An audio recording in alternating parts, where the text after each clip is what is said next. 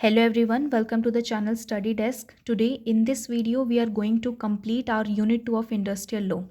Question number 10 is what are the powers and function of employee state insurance corporation? So first is enhancing efficiency in collection of contribution. जो भी amount आता है from the employer या from the employee वो in efficient manner collect हो by the ESI corporation तो उसकी जिम्मेदारी जो है ESI corporation पर ही होती है. Arrange medical care services to the ESI beneficiary. ऐसे लोग जो ईएसआई के बेनिफिट्स ले रहे हैं उनको medical care services in proper manner मिले उसकी जिम्मेदारी भी ईएसआई कॉरपोरेशन की ही होती है. Disperse cash benefit to IPs dependents under different benefits, यानी जो डिस्ट्रीब्यूशन हो कैश का टू द आईपीस यानी जो इंश्योर्ड पर्सन है और जो उनके डिपेंडेंट है इन प्रॉपर मैनर उसकी जो जिम्मेदारी होती है वो भी ईएसआई कॉरपोरेशन पर ही होती है.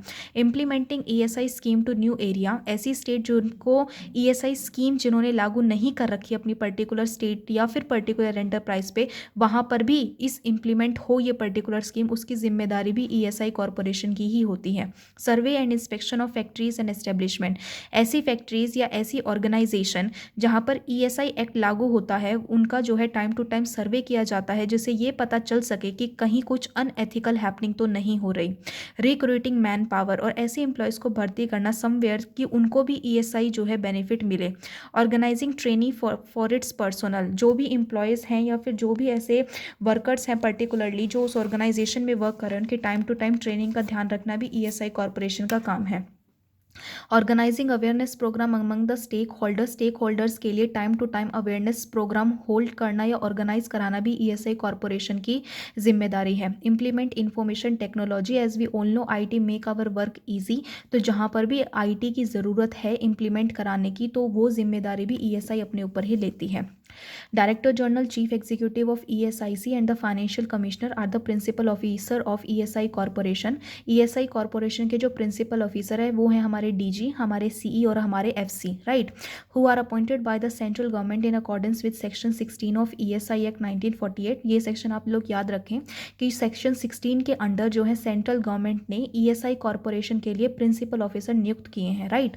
Powers and duties of the director general and financial commissioner are detail under rule 16 and 19 of ESI central rule 1950 और इनकी पार्ट्स एंड ड्यूटीज़ जो हैं रूल 16 और 19 में बता रखी है. Parts and functions of DG. देखिए, the parts and duties of DG shall be to act as a chief executive officer of the corporation. Sometime DG जो है एक्ट करता है as a CEO of the corporation. To convene under the orders of the chairman और work करता है chairman के order के under meeting of the corporation, चाहे वो मीटिंग करनी हो with the corporation standing committee या मेडिकल बेनिफिट काउंसिल के साथ in accordance with the ESI act and the rules to implement the decision. और उस मीटिंग के अंदर जो भी नए रूल्स बनाए जाएंगे वो इम्प्लीमेंट इन द ऑर्गेनाइजेशन करने की जिम्मेदारी भी हमारी डीजी की होती है. To enter into the contracts on behalf of the corporation in accordance with the ESI Act or the regulation or rules made there under or the journal or special instructions of the corporation or the standing committee. कई बार जो भी meetings होती है अगर if ESI corporation fail to become the part of that तो हम वो लोग जो है अपने साइड से जो है डीजी को भेजते हैं to be a part of the meeting और वहाँ पे जो भी स्पेशल इंस्ट्रक्शंस दी जाती है उसके कहीं ना कहीं इम्प्लीमेंटेशन की जो जिम्मेदारी होती है वो भी हमारे डीजी की होती है, राइट. उसके बाद आता है to undertake such other duties and to exercise such other power as may from time to time being interested और डेलीगेटेड टू हिम. और वो सारी पार्ट्स और या वो सारी ड्यूटीज़ को फुलफिल करना भी एक डीजी की जिम्मेदारी होती है जो बेशक उसकी नहीं है लेकिन ऑन टाइम उसको डेलीगेट की गई है. डेलीगेट करने का मतलब होता है उसको ट्रांसफ़र की गई है, राइट. उसके बाद आता है director general may with the approval of the standing committee by general or special order delegate any of his power duty under the rules or the regulation or under any resolution of the corporation or the standing committee as the case may be to any person subordinate to him. In the case कि अगर director general अपनी corporation में present नहीं है और अगर उसकी कोई पावर है तो वो अपने सबऑर्डिनेट यानी वो बंदा जो उसके नीचे काम कर रहा है उसको वो अपनी पावर दे सकता है फॉर करंट पीरियड की अगर ज़रूरत है कॉरपोरेशन को डीजी के अप्रूवल की, राइट। तो वो अपने सबॉर्डिनेट को ये पावर दे सकता है कि वो उसके बिहाफ पे वो अथॉरिटेटिव पोजीशन पे रहकर जो है काम कर सकता है, right. The exercise or discharge of any of the power or duty so delegated will be subjected to such restriction, limitation and condition if any as the director general may with the approval of standing committee improve. ये बात है कि जो भी वो power देगा to the subordinate, उस पर कुछ अगर रेस्ट्रिक्शन लगानी हो, भाई तुम इतना काम तो कर सकते हो लेकिन बाकी का जो फाइनल डिसीजन है वो मैं आकर ही लूँगा, तो बाकी जितने भी रेस्ट्रिक्शन है, लिमिटेशन है, या फिर अगर उनको कुछ कंडीशन इम्पोज करनी है अपनी ड्यूटी या पावर ट्रांसफ़र करने से पहले तो वो कर सकते हैं, लेकिन उनमें उसको स्टैंडिंग कमेटी का जो भी अप्रूवल है वो चाहिए होगा, राइट। उसके बाद आता है power and function of financial commissioner. देखिए, the power and duties of the financial commissioner shell subject to the control of director general. ये बेसिकली डीजी के अंडर रह के काम करते हैं जो हमारे फाइनेंशियल कमिश्नर होते हैं, to maintain the account of the corporation and to arrange for the compilation of accounts by the collection of return from the center and the region। so basically corporation के अंदर बहुत सारा funding जो है वो create हो जाते हैं, तो उसके लिए डिफरेंट अकाउंट मेंटेन करने पड़ते हैं। कंपाइलेशन यानी जो इन्फॉर्मेशन है वो गैदर करनी पड़ती है अकाउंट्स की, चाहे वो रिटर्न से रिलेटेड हो, returns of money cash from the centre or from the region. To prepare the budget of the corporation, as we all know a lot of funds is coming from the organisation, employers, employees. So उन सारे fund के लिए एक particular cash budget बनाया जाता है in the corporation, तो वो जो जिम्मेदारी होती है वो भी फाइनेंशियल कमिश्नर की होती है। To arrange for internal audit of the accounts of the centre and region and of the receipt and payment. और उसके बाद एक बार बजट बनने के बाद उसका एक इंटरनल ऑडिट किया जाता है कि कोई भी जो ट्रांजेक्शन्स हैं या कोई भी ऐसी हैंड रिटन चीज़ है वो अनएथिकल तरीके से या फिर डिस्गाइज करके ना लिखी हो कि इन लेटर बाद में उसका जो भी कॉन्सिक्वेंसेस है वो कॉर्पोरेशन को ना भुगतना पड़े, राइट। तो उसकी जिम्मेदारी भी फाइनेंशियल कमिश्नर की होती है। To make recommendation for the investment of the fund of the corporation, और ये भी जिम्मेदारी फाइनेंशियल कमिश्नर की होती है कि वो कहीं ना कहीं एक रिकमेंडेशन करें कि आओ और हमारी कॉरपोरेशन में इन्वेस्ट करो। To undertake such other duties and to exercise such other power as may from time to time be interested और डेलीगेटेड टू हिम। और फाइनेंशियल कमिश्नर को अगर कोई ऐसी ड्यूटी है या जो भी ऐसी पावर है उसको जो उसकी पर्टिकुलर ड्यूटी नहीं है लेकिन उस समय के लिए उसको डेलीगेट यानी ट्रांसफ़र की गई है, तो उसको फुलफिल करना भी फाइनेंशियल कमिश्नर की ही जिम्मेदारी है, right. The other officers and staff working in different offices of the corporation provide necessary assistance for efficient transaction of business in respective offices। और बाकी जितने भी ऑफिस हैं या फिर जो स्टाफ वर्किंग है वो टाइम टू टाइम जो है हेल्प प्रोवाइड करते रहते हैं कि जो ट्रांजैक्शन है बिजनेस में या फिर उसके रिस्पेक्टिव ऑफिस में वो एफिशिएंटली रन हो। Further the corporation may also promote measures for the improvement of the health and welfare of insured person and for the rehabilitation and re employment of insured person who has been disabled or injured and may incur in respect of such measures of expenditure from the funds of the corporation within such limit as may be prescribed by the central government। तो central government के द्वारा ये बात आई है कि ये जो insured person होते हैं जो कहीं ना कहीं ESI एक्ट के अंदर बेनिफिट ले रहे हैं, ये अगर परमानेंट डिसेबल हो गए हैं यानी अब वो कैपेबल नहीं है उस वर्क को करने के लिए, तो उनका दोबारा से री एम्प्लॉयमेंट कराना, उनकी दोबारा से नौकरी लगवाना उन पर्टिकुलर पर्सनस की, उसकी जिम्मेदारी फाइनेंशियल कमिश्नर पर होती है, राइट। उसके बाद आता है क्वेश्चन नंबर 11 जो हम ऑलरेडी कर चुके हैं। Question number 12, explain the constitution and role of standing committee under the employ state insurance act 1948। देखिए, constitution of standing committee. The standing committee of the corporation shall be constituted from among its member, कि एक standing committee में कौन कौन से लोग होते हैं। A chairman appointed by the CG, जो सेंट्रल गवर्नमेंट के द्वारा एक चेयरमैन नियुक्त किया जाता है। 3 members of the corporation appointed by the central government, इसके अलावा 3 मेंबर कॉर्पोरेशन के अलग से अपॉइंट किए जाते हैं। 3 members of the corporation representing such 3 state government, और ऐसे 3 बंदे और नियुक्त किए जाते हैं बाय द सेंट्रल गवर्नमेंट जो पर्टिकुलर डिफरेंट 3 स्टेट्स को जो है रिप्रेजेंट करें, और इनका जो नोटिफिकेशन है वो ऑफिशियल गैजेटे में भी जाता है। 8 members elected by the corporation as follow, corporation के द्वारा अलग से 8 मेंबर्स का चुनाव किया जाता है। 3 members from among the member of the corporation representing employer, corporation के अंदर से ही 3 मेंबर्स को यानी 3 लोगों को चुना जाता है जो एज एन एम्प्लॉयर्स रिप्रेजेंट करते हैं खुद को। 3 मेंबर्स ऐसे होते हैं जो एज खुद को एम्प्लॉय प्रेजेंट करते हैं, और 1 मेंबर ऐसा होता है तो खुद को मेडिकल प्रोफेशन में रिप्रेजेंट करता है, और जो बाकी का 1 मेंबर होता है वो पार्लियामेंट के लिए इलेक्ट किया जाता है, राइट। और एक होता है DG। So the term of the office of a member of the standing committee other than a member referred to in clause A, B and C above shall be of 2 years from the date on which his election is notified. देखिए जो basically A B C यानी chairman, 3 members और 3 ऐसे लोग जो अलग अलग state को रिप्रेजेंट करते हैं उनको छोड़ के बाकी जितने भी मेंबर्स हैं वो अपनी पोजीशन को अगले 2 साल तक संभालेंगे जब तक अगले इलेक्शन नहीं हो जाते, right.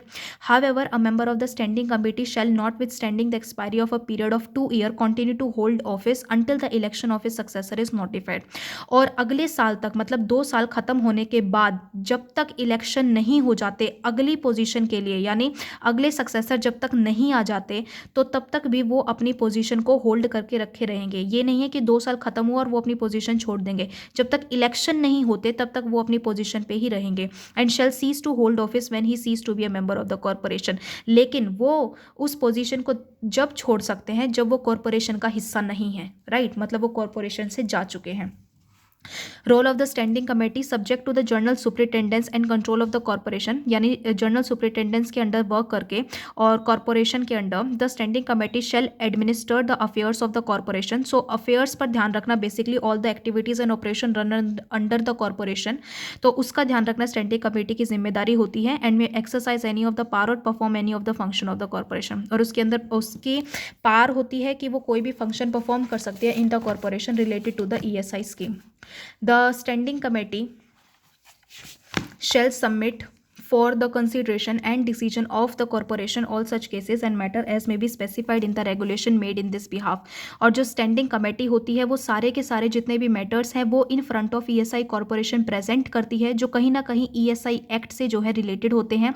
The standing committee may in its discretion submit any other case or matter for the decision of the corporation. discretion होता है अपने विवेक से, मतलब अपनी सूझबूझ से वो जो है ऐसे पर्टिकुलर एक्ट भी जो है प्रेजेंट कर सकते हैं, ऐसे पर्टिकुलर मैटर भी प्रेजेंट कर सकते हैं in front of the corporation जो उनको लगता है कि इन पर डिसीजन मेकिंग होनी चाहिए, राइट. उसके बाद आता है question number 13. Explain the constitution and role of medical benefit council under the employ state insurance act 1948. देखिए constitution of medical benefit council में कौन कौन से लोग होते हैं. First one is DG health service ex officio जो बेसिकली एक पर्टिकुलर पोजीशन पे था और एज अ चेयरमैन. एक deputy director general health services to be appointed by the central government.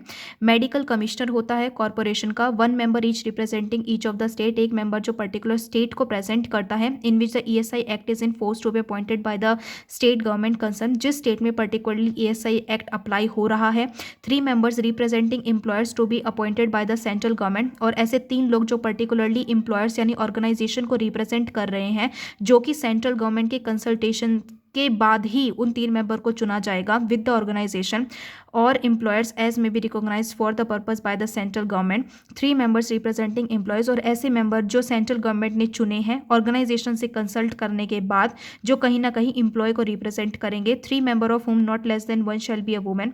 और अलग से 3 मेंबर चुने जाएंगे जिसमें से एक पर्टिकुलरली वुमेन होगी जो मेडिकल प्रोफेशन को रिप्रेजेंट करेगी, जो कि सेंट्रल गवर्नमेंट के द्वारा ही अपॉइंट किए जाएंगे, लेकिन उसके लिए भी उनको ऑर्गेनाइजेशन से कंसल्टेंट करनी पड़ेगी. प्लस मेडिकल प्रैक्टिशनर का भी एक जिम्मेदारी होती है कि they also come to know कि पर्टिकुलर जो पर्सन्स हैं वो इस पोजीशन को होल्ड करने के लिए या इस पोजीशन पे काम करने के लिए कैपेबल है या नहीं है. तो मेडिकल प्रैक्टिशनर की भी राय चाहिए होगी, राइट. उसके बाद आता है the term of office of a member of the medical benefit council other than a member refer to as in clause A to D above shall be 4 years from the date on which his appointment is notified. Right. A to D को छोड़ के बाकी जितने भी members हैं वो 4 साल तक अपनी जो भी उनको पोजीशन दी गई है उसको संभालेंगे, right. However, a member of the medical benefit council shall notwithstanding the expiry of the period of 4 years continue to hold office until the appointment of his successor is notified. और 4 साल बाद भी जब तक इलेक्शन नहीं होते they are not in a position कि वो अपनी जो जितनी भी रिस्पॉन्सिबिलिटीज़ हैं उनको छोड़ दें, वो तब तक वहाँ पे काम करेंगे जब तक इलेक्शन नहीं हो जाते. उसके बाद आता है role and function of medical benefit council. देखिए, advise the corporation and standing committee on matter relating to the administration of medical benefit, the certification for the purpose of the grant of benefit and other connected matter. वो basically medical benefit से related सारी जो भी चीज़ें हैं, rules है, regulations है, वो सारी कॉर्पोरेशन को टाइम टू टाइम बताएंगे, जिससे वो ज़्यादा से ज़्यादा ग्रांट ऑफ बेनिफिट प्रोवाइड कर सके to the employ. Have such power and duties of investigation as may be prescribed in relation to the complaints against medical practitioner in connection with the medical treatment. और time to time survey करते रहेंगे, जिससे medical practitioner के खिलाफ जो भी complaint दर्ज हुई है कॉर्पोरेशन में, उन सबके खिलाफ जो है इन राइट टाइम एक्शन लिए जा सकें। Perform such other duties in connection with medical treatment and attendance as may be specified in the regulation. और बाकी जितनी भी इनकी ड्यूटीज़ है related to medical treatment of the particular employees, वो सब अपनी परफॉर्म करेंगे, राइट। उसके बाद आता है who all are disqualified from being a member of the ESIC and the standing committee और द मेडिकल बेनिफिट काउंसिल। देखिए, a person shall be disqualified from being chosen as or from being a member of the ESIC, the standing committee or the medical benefit council if he is declared to be of unsound mind for a competent court। unsound mind basically वो लोग होते हैं जो कोई भी decision making में capable नहीं होते, बेसिकली वो मेंटली सिक होते हैं या फिजिकल इनकैपेबल होते हैं। If he is of undischarged insolvent, यानी वो पैसे चुकाने में असमर्थ है। इफ़ ही हैज़ डायरेक्टली और इनडायरेक्टली बाई हिमसेल्फ और by his partner any interest in a subsisting contract, यानी बेसिकली वो लोग जिन्होंने ESI कॉरपोरेशन के से कुछ उनकी लाइबिलिटी है और अभी तक उन्होंने ESIC कॉरपोरेशन को वो पर्टिकुलर अमाउंट इन रिटर्न नहीं किया है। सबसिस्टिंग कॉन्ट्रैक्ट का मतलब होता है जहां एक पार्टी के ऊपर लाइबिलिटी होती है कुछ अमाउंट चुकाने की, राइट। तो ऐसे लोग भी ESIC का हिस्सा नहीं बनेंगे, राइट। इफ़ बिफोर और after the commencement of this act he has been convicted of an offence, अगर उसने कोई ऑफेंस किया है, कोई अनएथिकल एक्शन किया है, तो ऐसे लोग भी ESIC का हिस्सा नहीं बनेंगे या उसके मेंबर नहीं बनेंगे, राइट। उसके बाद आता है question number 15, what is the employ insurance code, explain the jurisdiction and parts of the employ insurance code and how does employ state insurance act 1948 provide for adjudication of disputes and claim.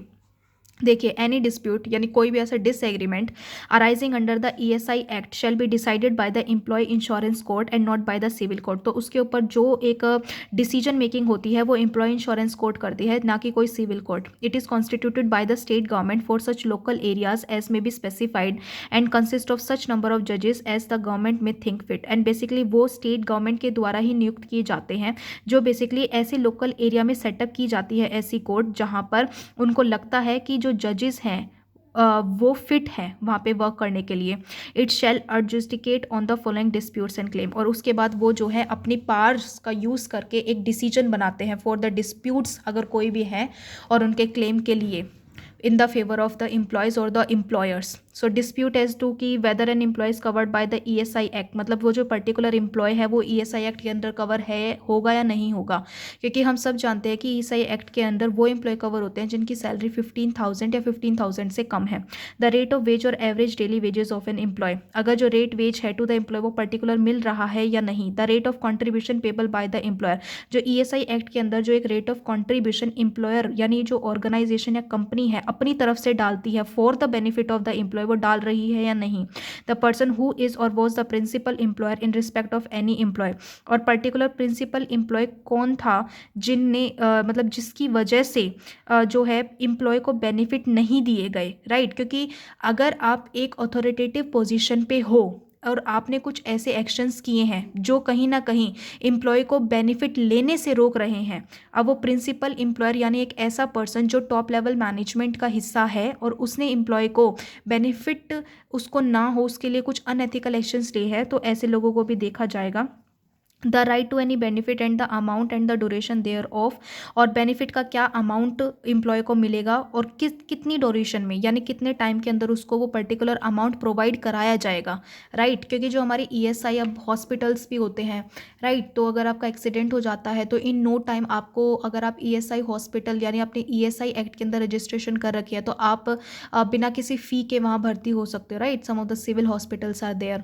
Okay, claims as to recovery of contribution from the principal employer. अगर principal employer ने कुछ ऐसे unethical actions किए हैं तो उससे आप लोग रिकवर कर सकते हो अपने अमाउंट को। Recovery of contribution from a contractor, अगर किसी कॉन्ट्रैक्टर की वजह से आपकी किसी कंपनी में नौकरी लगी थी और उस कॉन्ट्रैक्टर की जिम्मेदारी थी टू कंट्रीब्यूट सर्टेन अमाउंट और उसने नहीं किया तो आप वहाँ से रिकवर कर सकते हो। रिकवरी फॉर शॉर्ट पेमेंट्स और non payment of any contribution under section 68। Section 68 के अंदर अगर एक पर्टिकुलर अमाउंट एम्प्लॉय को देना कंपल्शन थी और नहीं दिया तो वो रिकवर हो सकता है।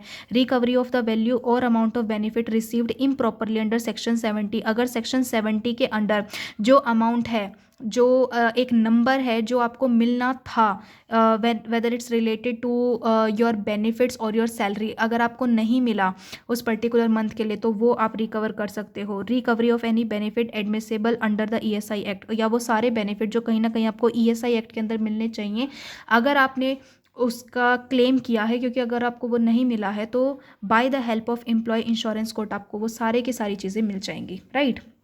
उसके बाद आता है question number 16, explain the benefits available under the employ state insurance act 1948, और ये हमारा आज का लास्ट क्वेश्चन है और इसको हम नोटबुक से देखेंगे, right.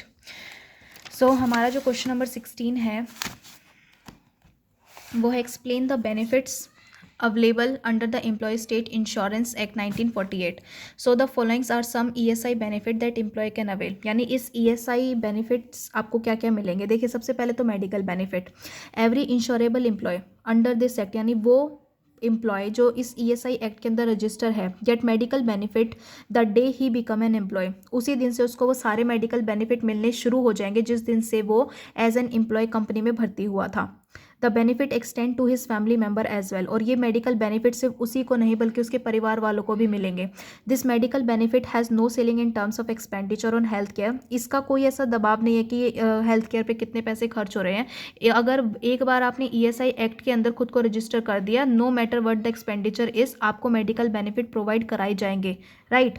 Hence the ESI corporation takes care of all the treatment expenses as per its rule, तो रूल के हिसाब से जो ESI एक्ट के अंदर जितने भी रूल्स हैं उनके हिसाब से जो भी आपकी फीस बनती है मेडिकल बेनिफिट की वो आपको प्रोवाइड कराई जाएगी एट राइट टाइम, राइट। उसके बाद आता है sickness benefit, insurable employee under this act can draw some cash compensation in case they fall sick, वो यहाँ से कैश कंपनसेट कर सकते हैं अगर उनको कुछ ऐसी एबनॉर्मल हैपनिंग की वजह से अगर उनकी तबीयत ख़राब हो गई है तो this compensation is generally 70% of their wages, उनकी वेजेस का 70% होता है during the period of sickness for a maximum 91 days in a year, right. So in the duration of the 91 days आपकी वेजेस का 70% अमाउंट आपको कंपनसेट करके दिया जाता है अगर आपको सिकनेस बेनिफिट चाहिए है, राइट। उसके बाद आता है maternity benefit, all female insurable employees can avail maternity benefit under the act in case of a pregnancy, अगर वीमेन एम्प्लॉय प्रेग्नेंट है तो दे get the maternity benefit from the ESI corporation, in this case means labour which result in the birth of a living child, it can also mean birth after 26 weeks of the pregnancy, अगर उनको एक बार they give birth to the child so they get the benefit whether the child is living or not, some of the abnormal happening की वजह से अगर उनका जो बच्चा है इट्स नो मोर तो फिर भी they get the benefit. This maternity benefit is generally payable to employee for 3 months. In the starting of 3 month उनको वो benefits सारे के सारे provide कराए जाते हैं through the ESI corporation. Dependents benefit, देखिए ESI benefit extend not only to the employee but to their dependent as well in case of the employee death, employee की डेथ हो जाने के बाद जो ESI कॉर्पोरेशन है उन पे जो डिपेंडेंट है यानी जो फैमिली मेम्बर्स हैं उनको भी बेनिफिट प्रोवाइड कराती है। Such death however must occur in the course of an employment injury or an occupational hazard, जो एम्प्लॉय की डेथ हुई है या उसको जो भी इंजरी हुई है वो अगर with in the boundaries of enterprise हुई है, बेशक आउटसाइड द बाउंड्रीज हुई हो लेकिन अगर वो एंटरप्राइज वर्क से रिलेटेड है तो उसके सारे बेनिफिट जो है उसकी फैमिली या उसके डिपेंडेंट्स को दिए जाएंगे।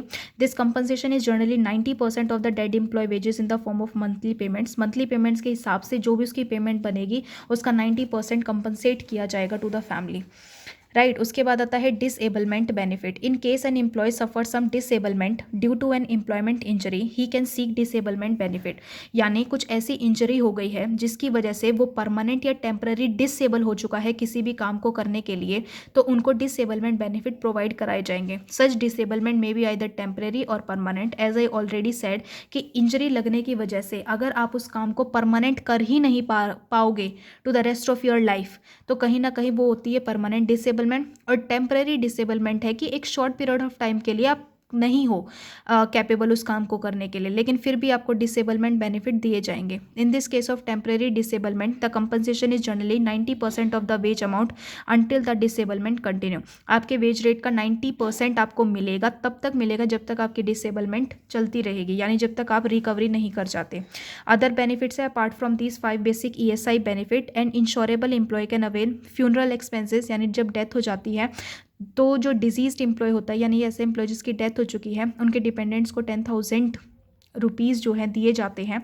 उसके बाद vocational and physical rehabilitation, this is generally payable to permanent disable employed. ये अमाउंट बेसिकली उन लोगों को दिया जाता है जो परमानेंट डिसेबल हो चुके हैं, यानी अब वो लोग जो है एक बेसिक वेज अर्न करने के लिए भी दे आर इनकैपेबल, तो उन लोगों को ये वोकेशनल फिजिकल रिहेबिलिटेशन के अंडर कुछ बेनिफिट्स प्रोवाइड कराए जाते हैं, राइट।